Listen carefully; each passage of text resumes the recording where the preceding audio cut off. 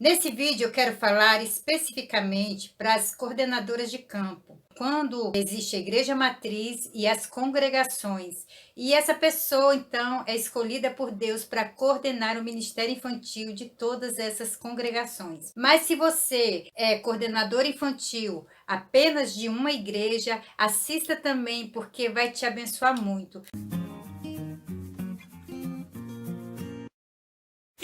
Eu sou a missionária Andreia, do projeto Missionários da Alegria, aqui do canal Macumba ou Missão. E estou aqui mais uma vez com vocês para gravar um vídeo da série Conversando com o Líder Infantil. Como eu já falei aqui no canal, eu coordenei Ministério Infantil de alguns campos e eu tive que lidar com muitos pastores. E é claro que nós sempre temos algumas dificuldades em relação a isso. Quem coordena Ministério Infantil de campo sabe do que eu estou falando. Às vezes nós precisamos de passar algumas coisas para unir o campo, algumas festividades, algumas programações, reuniões, cursos, e nós temos uma grande dificuldade em relação a isso quando isso chega aos pastores, porque na verdade nós estamos lidando aí com 10, 15, 20, 30, 40, 50 pastores, dependendo do campo, e que cada um tem a sua maneira de ver o ministério infantil. E não é de se esconder de ninguém que a maioria dos pastores, infelizmente, eles não estão preparados para enxergar o ministério infantil da forma que deveria ser enxergado. E muitos deles, né, meu esposo até fala isso na série que ele tem aqui intitulada Uma Conversa Amiga aos Pastores, muitos dos pastores não enxergam as crianças como suas ovelhinhas. Infelizmente, isso não é só uma culpa deles, mas também por eles não ter tido um treinamento, eles não ter tido uma orientação a respeito dessa situação. E aí nós, como coordenador geral de campo, temos que lidar com essa situação. Às vezes nós fazemos uma programação anual para o campo, né? E essa programação não pode ser de maneira alguma ignorada. Nós temos vídeo a respeito disso aqui e também precisa ser feito de uma forma a não sufocar o campo, né?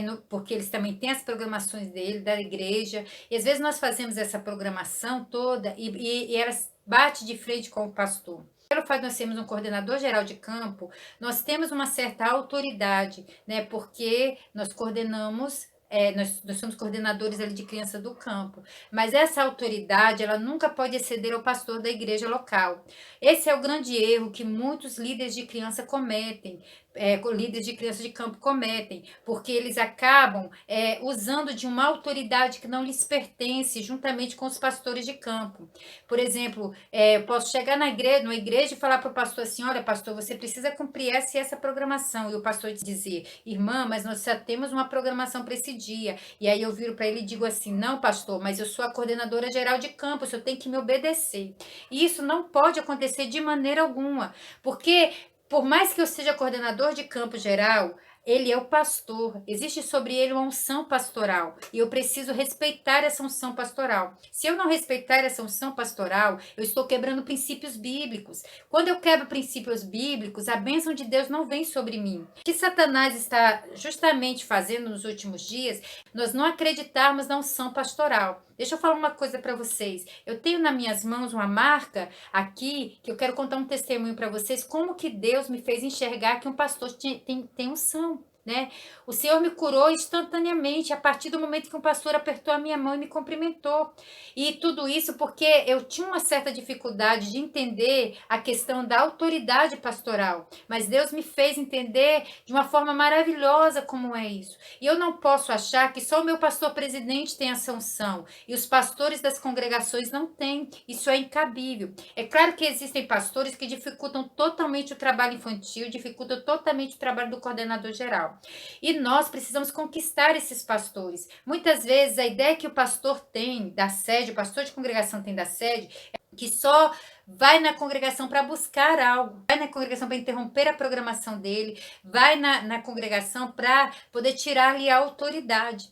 E isso acontece justamente porque lá na sede, lá onde a gente trabalha, nós não olhamos para as congregações como algo individual com suas necessidades. Cada congregação tem suas necessidades e tem as suas dificuldades. Se eu, como líder infantil, conseguir observar isso, enxergar isso, com certeza eu vou conseguir conquistar aquele pastor para o apoio em relação ao ministério infantil. De acordo com a minha experiência, uma coisa eu posso lhe dar certeza: existem pastores que nunca irão apoiar o ministério infantil. Existem pastores de congregação que sempre darão trabalho em relação a cumprir qualquer atividade do ministério infantil relacionada a campo. A ideia dele em relação às crianças da igreja não é de que elas são as suas ovelhinhas e que essas crianças precisam de uma programação especial. É difícil lidar com essa situação, mas Deus sempre nos dá a sabedoria, Deus sempre nos dá o escape. Muitas vezes Deus vai nos colocar na frente de um trabalho como esse e a gente imagina que é para trabalhar com as crianças, mas deixa eu te falar, um coordenador geral, ele não foi colocado na frente do trabalho para trabalhar com criança. Ai, André, por favor, eu fui chamada para coordenar o ministério infantil. Coordenar o ministério infantil não significa trabalhar com as crianças, significa coordenar as pessoas que irão trabalhar com as crianças. E isso aí é muito importante. O nosso foco, a nossa finalidade são os líderes infantis, porque eles que irão trabalhar com as crianças na congregação. A partir do momento que eu, como coordenador, entendo isso, é que realmente começa a minha coordenação, porque eu vou me preocupar em trazer curso para esses líderes infantis, eu vou me preocupar em fazer programações que facilitem a vida deles, eu vou procurar fazer programações que eles consigam levar as crianças. Quando eu estou focada somente nas crianças, eu não me preocupo com essas dificuldades da liderança infantil das congregações e nem com as particularidades de cada congregação. É por isso que muitas vezes nós fazemos aqueles congressos, aquelas festas que se gasta muito com uniforme, locais que as congregações têm muita dificuldade de ir, porque eu não consigo ver a realidade do campo e a realidade do que está acontecendo. Uma das principais coisas que eu preciso ver, e eu tenho um vídeo que fala sobre isso, quando eu falo lá nos primeiros passos, quando nós aceitamos coordenar o ministério infantil, eu falo que nós precisamos conhecer o campo, conhecer os pastores, conhecer a necessidade da nossa igreja, daquilo que Deus colocou nas nossas mãos, antes de nós começarmos a programar qualquer coisa. Eu coordenei campos que no mesmo campo tinha igrejas que tudo que você passasse para elas, elas tinham facilidade de fazer, porque os membros da igreja tinham poder aquisitivo que favorecia isso. Mas no mesmo campo tinham igrejas que eles não tinham condição de comprar praticamente nada e que precisavam da nossa ajuda para tudo, que até fazer um aventalzinho de TNT para todas as crianças daquela igreja era dificultoso para eles. E nós precisamos então criar um meio termo em relação a isso. Quando eu chego para um pastor de uma congregação com algo que é muito custoso, que gasta muito, que tem muita dificuldade, e falo: olha, pastor, você precisa fazer isso aqui porque é uma ordem da sede, eu estou praticamente afrontando aquele pastor. Então, eu preciso criar um meio termo. Eu preciso mostrar para aquele pastor que eu estou ali para ajudar o líder infantil daquela igreja a prestar o melhor trabalho possível àquelas crianças. O pastor da igreja, da congregação, e o pastor da minha congregação também, se eu trabalho numa congregação, precisa ver em mim um ajudador, um auxiliador, uma pessoa que está ali para auxiliá-lo. Então, eu não posso sair aí passando para eles uma autoridade que, na verdade, não é minha. Não seria melhor se um pastor nos ajudasse por convencimento ou por constrangimento? Né? Com certeza é por convencimento. Eu vou contar para vocês uma experiência que eu tive num campo que eu trabalhei. Eu me lembro que eu quis levar lá o curso da APEC, né, a preparação da APEC, isso é muitos anos atrás, muitos anos. E eu queria muito levar esse curso lá, porque já tinha feito ele, inclusive era ainda uma criança quando eu fiz a primeira vez a APEC. E eu tinha muita vontade de levá-los lá. Mas aí acontece que as despesas e tudo mais, né, é uma coisa alta para o líder infantil. E eu coloquei na minha cabeça que eu queria muito que os pastores dessem esse curso de presente para o líder, porque seria uma maneira maravilhosa de ele dizer assim: olha, eu apoio você, porque quer dizer, o pastor investindo na formação do líder. Mas eu não imaginei que isso ia me dar tanto trabalho. Eu tinha chegado recente naquele campo, e aí, eu muito novinha, eu achei que eu ia conversar com os pastores, e os pastores iam achar uma ideia maravilhosa, mas não foi assim que aconteceu. Alguns até participaram do curso e acharam a ideia maravilhosa, mas eu acho que 80% ou mais um pouquinho, né, acharam que aquilo era um gasto desnecessário, que era um dinheiro desnecessário, que era muito caro e por aí vai. Mas assim, eu senti tanto desejo de fazer isso, que eu fui conversei com o meu pastor e meu pastor aprovou a ideia, e aí em vez de eu chegar para o líder, para o pastor e falar, olha pastor, cada igreja vai ter que pagar o curso da sua líder e por aí vai e tal. Não, eu senti um desejo assim, de que partisse do pastor esse convite, que o pastor chegasse para a irmã e falasse, irmã, vai fazer o curso que eu vou pagar para você o curso, a igreja vai pagar para você. Mas, meus irmãos, pensa numa dificuldade que foi convencer os pastores para fazer esse convite, que isso era importante, que e tudo. Eu ouvi coisas tão absurdas e me magoavam muito meu coração. Às vezes eu chegava em casa chorando, né? Porque e meu marido, calma, André, e eu chorando, não é possível. Como é que esse pastor não entende? Eu ouvi Teve pastor que falou, mãe, eu vou pagar curso para essa líder, daqui a pouco a líder vai para outra igreja. Acho que foram uns 30 pastores na época. Eu conversei com cada um. Teve uns que na hora tudo bem, mas teve outros que foi suado. E eu lembro de um pastor que eu fui conversar com ele e falei assim, pastor, e tudo eu queria, pastor, que o senhor desse esse presente. Mas assim, eu nem queria chegar para ele e falar assim, olha, o pastor falou que vai pagar o seu curso, eu queria que partisse do senhor. Se eu chegasse para ela não é uma boa líder, não sei o quê. Ele, minha irmã, mas eu não vou fazer isso não, porque isso é dinheiro jogado fora e não sei o quê.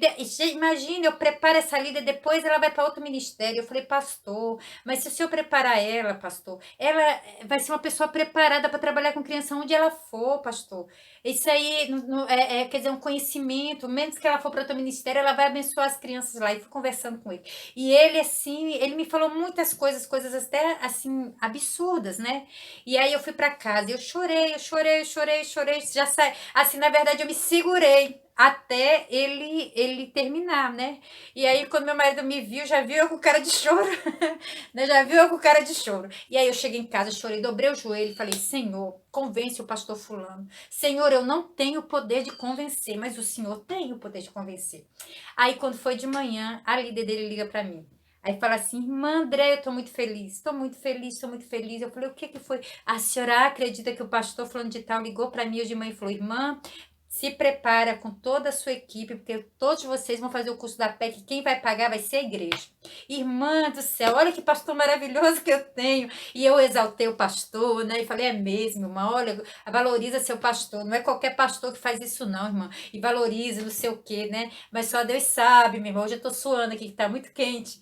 Só Deus sabe o que eu suei, né? E as lágrimas que eu derramei. Mas quando eu pedi ajuda para o Espírito Santo, foi diferente, né? Ele foi lá dormir, se foi de noite, o Espírito Santo foi lá falando lá no ouvido dele, né? Foi lá falando na cabecinha dele lá. E tudo isso para a glória e honra do nome do Senhor Jesus. Então, quer dizer, graças a Deus, eu nunca tive dificuldade, irmãs, só se logo lá no princípiozinho de ter o apoio dos pastores, porque eu sempre mostrei para eles que eu estava ali para ajudá-los. E você pode fazer isso também. Chegar para os pastores lá do campo, né? Você pode chegar lá para o seu pastor e mostrar para eles o valor que eles têm, né? E mostrar para eles também a importância disso, né? Todo pastor, ele se sente feliz quando você fala dele para o pastor presidente. Ele se sente elogiado, feliz. Você não vai inventar nenhuma mentira, mas passe a observar as coisas boas que esse pastor está fazendo para o Ministério Infantil. Se ele chegou com as criancinhas lá, não importa o que foi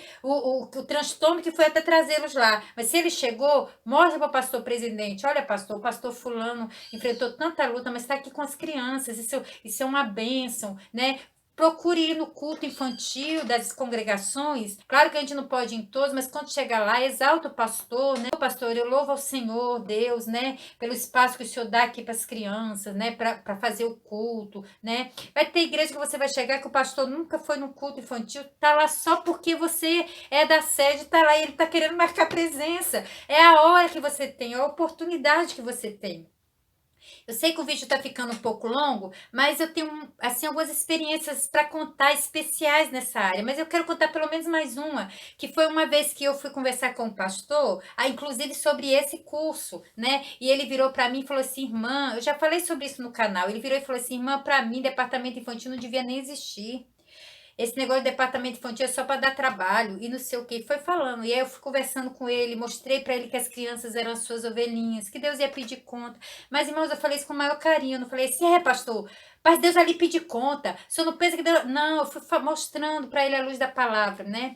E aí, quando foi então, passou um tempo, ele me convidou para ir para o culto na igreja dele, né? E quando eu cheguei lá, estava uma senhora decoração, né? E a líder de criança falou, irmã, meu pastor mudou tanto, irmã, mudou tanto, né? E ele ali nos tratou com tanto carinho, né? Com tanta, tão especial. Eu tenho muita liberdade de falar isso aqui, porque eu provei isso. E eu sei que muitos desses pastores, muitas dessas pessoas podem estar ouvindo esse vídeo dos campos que eu passei, que eu coordenei, sabem disso. Eu nunca gostei, nunca quis fazer com que os pastores de congregação fossem vistos aos olhos do meu pastor presidente como alguém que não quisesse cooperar.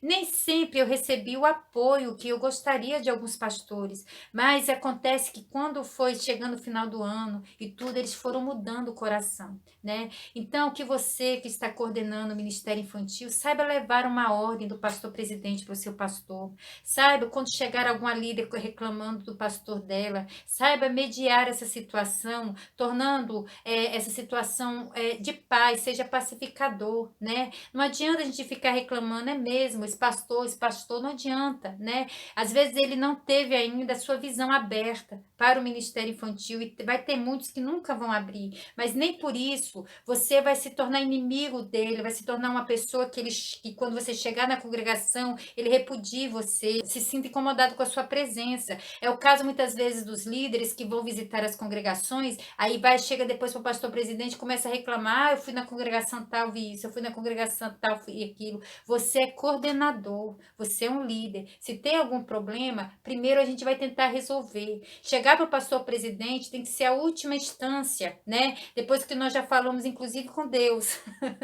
Depois que nós já falamos com Deus, tentamos resolver os problemas, etc e tal. Aí se não deu, e às vezes é uma coisa simples. Existem líderes de campo e existe líderes também de congregação que eles fazem uma tempestade no copo d'água. Algo bem assim que não deveria nem existir. Que eu sou líder de criança, ele tem que me obedecer. É uma ordem da sede. Isso é ruim, isso não leva a nada, não é verdade? Não é muito mais gostoso você ir lá e convencer e aquela pessoa fazer porque viu a necessidade das crianças? Mas para isso é preciso um esforço da nossa parte. É preciso um esforço para nós observarmos também se aquele líder infantil está ali fazendo alguma coisa ali que está colaborando também. Existem líderes infantis que eles já chegam para o pastor querendo impor também, porque a sede falou, ele foi para uma reunião lá na sede, aí você, como coordenador geral, chega e fala assim, olha, irmãos, mês que vem nós vamos fazer o culto de criança, vamos fazer uma decoração, todo mundo igual, o que vocês acham? Vocês têm a opção de fazer? Aí o líder já chega lá e fala, olha, pastor, o senhor marcou aquela cruzada evangelística, mas vai ter que cancelar, porque o líder lá da sede falou que dia tal vai ter que ter aqui o culto das crianças do tema tal. Quer dizer, é claro que o pastor não vai cancelar uma cruzada, né, que ele já tem tudo programado, simplesmente porque o líder infantil quis,